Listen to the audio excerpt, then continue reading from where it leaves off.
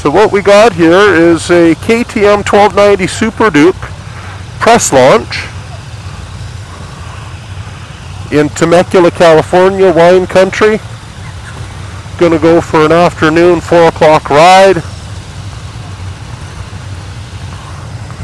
with a bunch of other dealers from North America and Canada.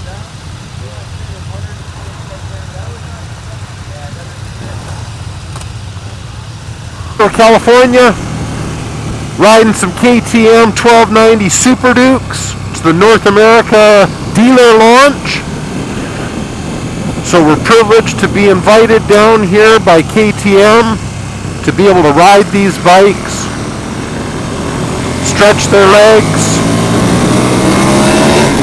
touch their brakes, feel the beast in between our legs.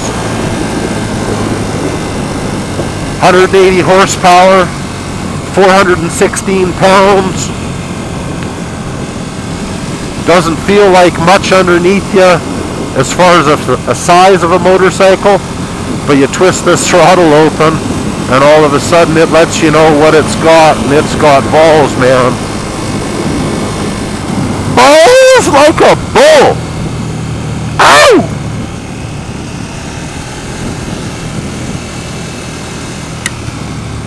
Brakes like a Formula One car.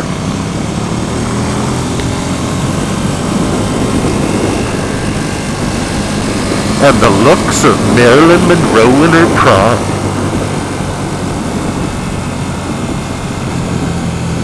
Yeah, so the weather's kind of been back home-ish. It's overcasty, cloudy, rained yesterday, not what we're expecting for Southern California. But nonetheless, cool weather makes good horsepower. It's not super hot, not super cold. It is what it is. How can you complain when you're invited out to ride an $18,000 motorcycle in California? This bike easily allows you to move yourself around on it. I'm on the balls of my feet right now, and my heels don't touch any foot pegs or exhaust brackets. Bike really caters to being moving around on it, finding different positions. I'm 250 pounds, 6 foot tall, and when I'm touching the ground, sitting there at a stoplight, I've got your regular motorcycle flat soled boot, and my heel is a half an inch off the ground, so I'm almost sitting flat-footed with a 32-inch inseam and 250 pounds. My position with the handle, or my arms slightly bent. I'm just leaning forward. Degrees I don't know 100%, but you can see from these gentlemen in front of me, this is not a lean right over the front end type sport bike. It has sweet all for a fairing, which is awesome because now your helmet can do what it's been designed to do in the wind tunnels that Shoei or Arai or HJC test these helmets with. Ow! Just took a bit of a bug in the left knee. That's smarted, and I'm only doing 45 miles an hour. Gearing on this is quite pleasant. It doesn't take a lot to get it going. 70 foot-pounds of torque off idle. So if you stall this thing, well, you should revisit your riding school and ask them for a little bit of training upgrades. It has a red light on the dash that eliminates when you've hit red line, and it has a yellow light on the dash when the motor traction control comes into place. And what that does is slows you from doing wheelies.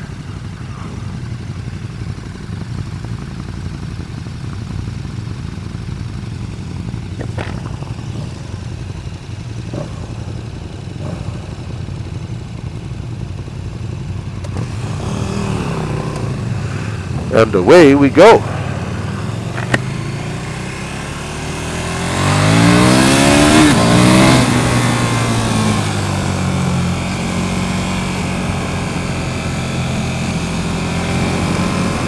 Yeah, I like this thing. This is good.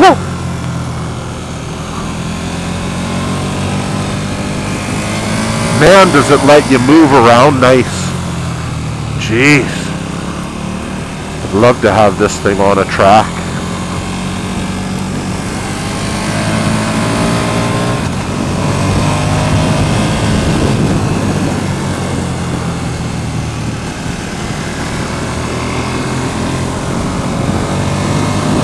I got the moves like Jagger. I got the moves. They'll off the front wheel. That's fun. Look at the rocks around here. Geez, I sure don't want to go flying off the road. These boulders aren't going to be very forgiving.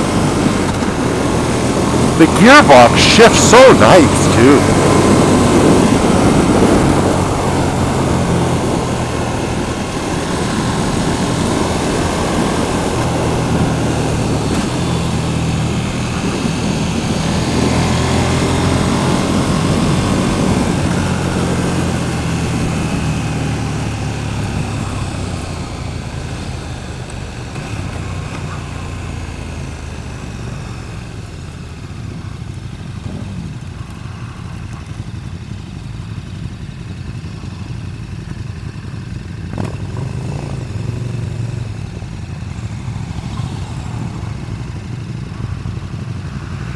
So I think they were saying that there's a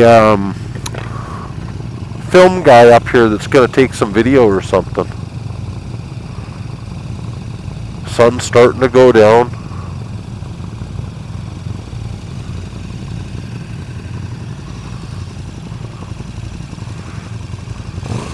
Pretty neat looking country.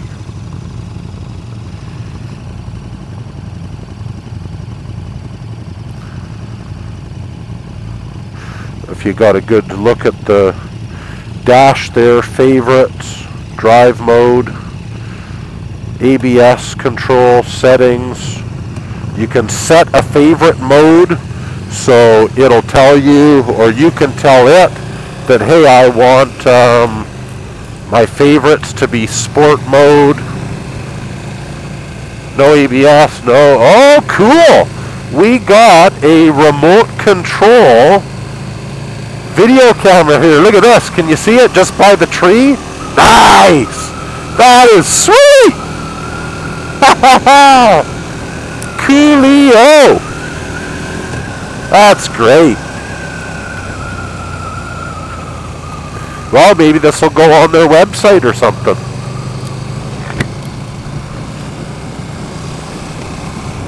Tell you, I've seen those video cameras before, and haven't been under one or anything like that, but you can sure see how they're a neat tool for things like this. Wow. Even this drift camera that I'm using now, it's a Drift HD Ghost, and the technology in these things is pretty cool. And makes a lot of neat opportunities that wouldn't have been out there a few years back for backyard videographers like myself.